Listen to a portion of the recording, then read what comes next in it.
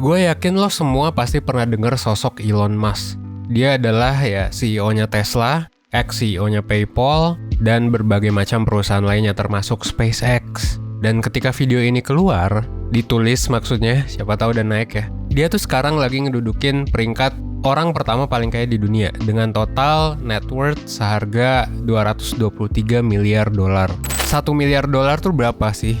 Ya 14 triliun ya tinggal lo kaliin aja. Dan mungkin sampai saat ini lo udah nanya ke diri lo sendiri, kok bisa sih ada yang sukses segitunya? Kenapa ya? Nah, di satu video sebelum tidur ini gue bakal ngejelasin, kok bisa sih ada orang yang sukses? Dan kalau gue mau bisa sukses tuh gimana sih? Dan kenapa ada yang enggak? Ada rahasianya nggak sih? Lo tonton video ini sampai habis biar lo bisa dapat keseluruhan insight-nya, oke?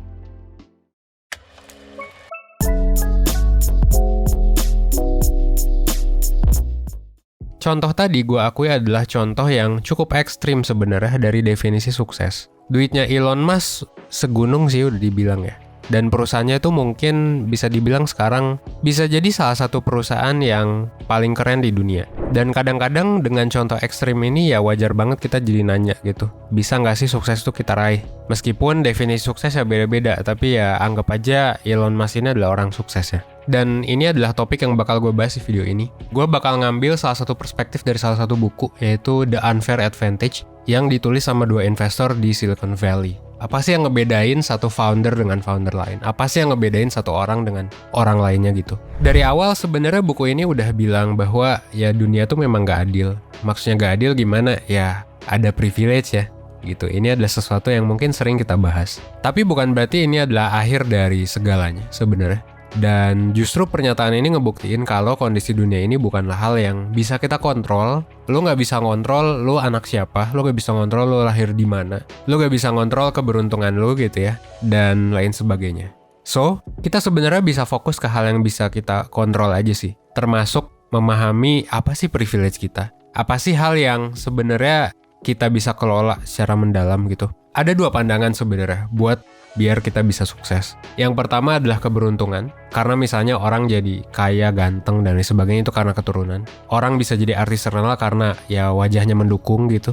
Kebetulan mungkin lahir dari keluarga kaya juga atau keluarga artis juga gitu. Ya udah, gitu kan. Nah ini adalah hal yang udah dari sananya gitu. Bukan diperoleh, bisa jadi. Dan ya kayak judi ya gitu. Lu kayak diundi gitu.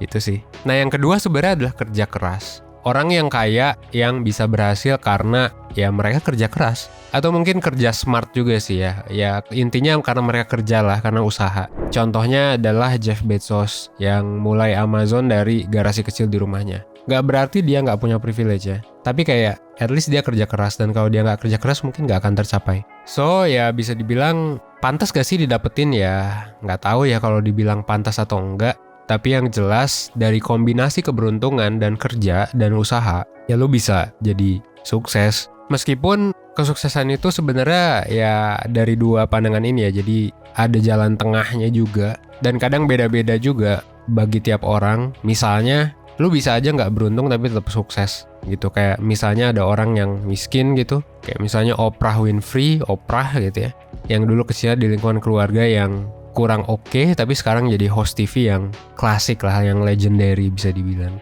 Atau ceritanya Hairul Tanjung, si anak singkong gitu. Tapi di saat yang sama juga kerja keras bisa jadi nggak menjamin lo bakal sukses kalau lo nggak punya privilege. Contohnya misal mau di Ayunda gitu, nggak punya privilege emang bisa berbagai macam hal yang dia achieve gitu. Bisa jadi kalau dia nggak lahir di keluarga tertentu, dengan kekayaan tertentu, dengan wajah tertentu ya. Atau misalnya Lily Collins gitu, yang jadi pemain utama di Emily in Paris. Mungkin sedikit yang tahu bahwa dia adalah anak dari penulis lagu Phil Collins gitu, yang udah terkenal dari sononya. Atau kayak misalnya Kylie Jenner gitu, kalau di luar ya. Kalau nggak jadi adik Kim Kardashian atau anaknya Kris Jenner, mungkin dia bisa jadi nggak bakal jadi bilioner gitu ya. So, kesimpulannya kesuksesan itu ya dicapai dengan dua hal tadi. Pertama, lu usaha, kerja keras, dan basically privilege sih gitu. Nah, privilege ini menariknya adalah banyak orang yang nggak paham sama privilege mereka sendiri. Apakah miskin bisa dikatakan sebagai privilege? Kalau menurut buku Unfair Advantage sebenarnya bisa aja ya.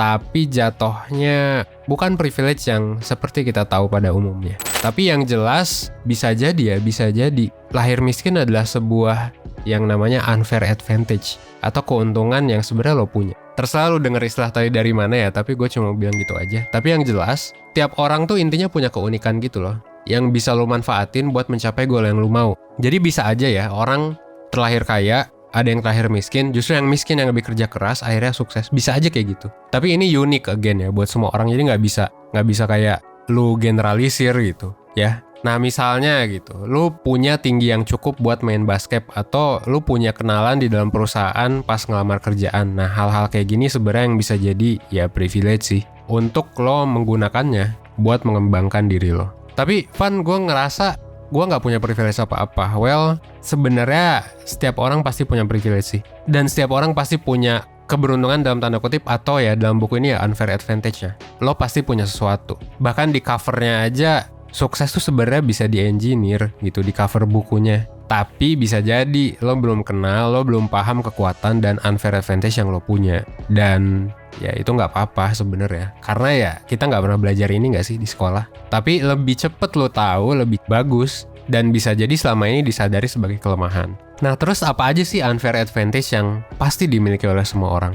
Nah kalau penulis bukunya tuh menyingkat ini dengan sebutan miles. Ini bahasa Inggris, lo bisa lihat di layar. Yang pertama M, uang gitu, money. Gue udah bahas di banyak video 1%, kalau mau nggak mau, uang itu adalah salah satu kebutuhan primer. Either itu lo dapet dari manapun, gaji, investasi, dan lain sebagainya. Selain memenuhi kebutuhan sehari-hari, uang juga bisa ngasih lo rasa security, rasa aman, dan kekuatan buat naik ke tangga sosial. Jadi nggak heran kalau uang itu adalah unfair advantage yang bisa lo punya. Dan mungkin banyak dari lo yang nggak punya ya, karena basically biasanya cuma sekian persen dari orang yang bisa dibesarkan dengan uang yang melimpah. Gue pribadi bukan termasuk orang yang kayak gitu. Gue termasuk lower middle class. Ayah gue lahir dari keluarga nelayan di Pangandaran.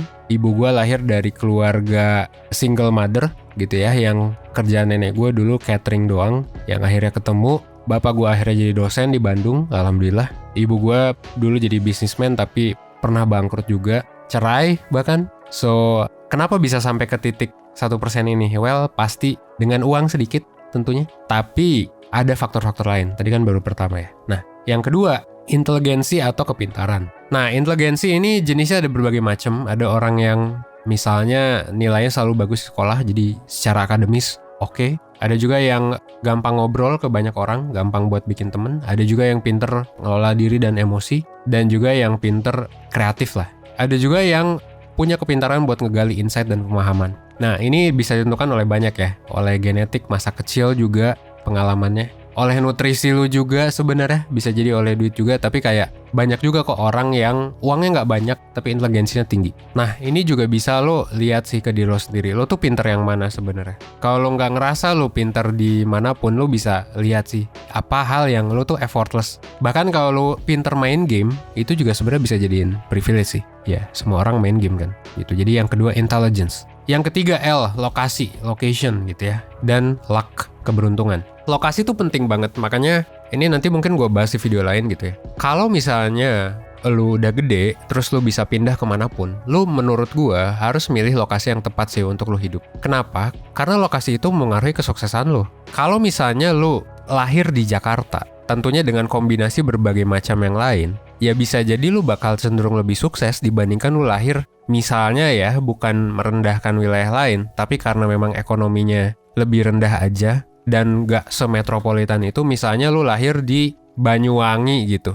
Misalnya kalau kita bandingin sama Jakarta ya. Again, tapi kesuksesan ini gue gak bermaksud meninggikan atau menurunkan suatu daerah. Tapi kayak lu kalau lahir di Banyuwangi misalnya ya. Misalnya di sana banyak pantai, lu mungkin cenderung bakal suksesnya di hal-hal yang perpantaian gitu. Dibandingkan di Jakarta yang mungkin lu bakal sukses di berbagai macam hal karena banyak banget kan pertumbuhan ekonomi di Jakarta gitu. Bukan berarti nggak bisa ya, tapi pembangunan lokasi, koneksi juga ngaruh gitu. Gue sekarang tinggal di Jogja, banyak job-job gue yang mengharuskan gue ke Jakarta gitu. Gue sering banget nolak job karena misalnya ya entah dealnya itu nggak include akomodasi, jadi gue nggak dibayar akomodasi, so ya gue harus nolak karena bukan gak ada duitnya sih, gue harus ngelarin duit kan. Dan itu sebenarnya ngaruh banget sih ketika gue tinggal di Jogja sekarang. Dan gue punya kerjaan di Jakarta. Misalnya gue diundang jadi pembicara gitu, offline, atau misalnya jadi trainer. Nah, gue kan harus nolak-nolak tuh gitu. Dan itu juga menentukan pastinya koneksi gue nanti, menentukan uang gue berapa, ya kan? Jadi kayak lokasi dan luck itu ngaruh banget gitu. Nah, tadi lokasi, sekarang luck. Timing itu sebenarnya salah satu hal yang berpengaruh sih sama kesuksesan, dan timing juga punya banyak komponen kan. Misalnya, lu lahir di waktu kapan gitu. Misalnya lu lahir di krisis ekonomi, krisis moneter tahun 98 sama lahir di tahun 2000, ya bakal ngaruh banget sih ke gimana lu memandang dunia. Gua kemarin nulis kan tentang generasi Z tuh kok manja gitu ya, misalnya. Manja nggak sih generasi Z itu? Nah, itu lu bisa cek ya. Itu video keren banget menurut gua. Jadi lu bisa cek. Nah, jadi lokasi dan luck juga ngaruh. Nah, terus abis itu apa lagi?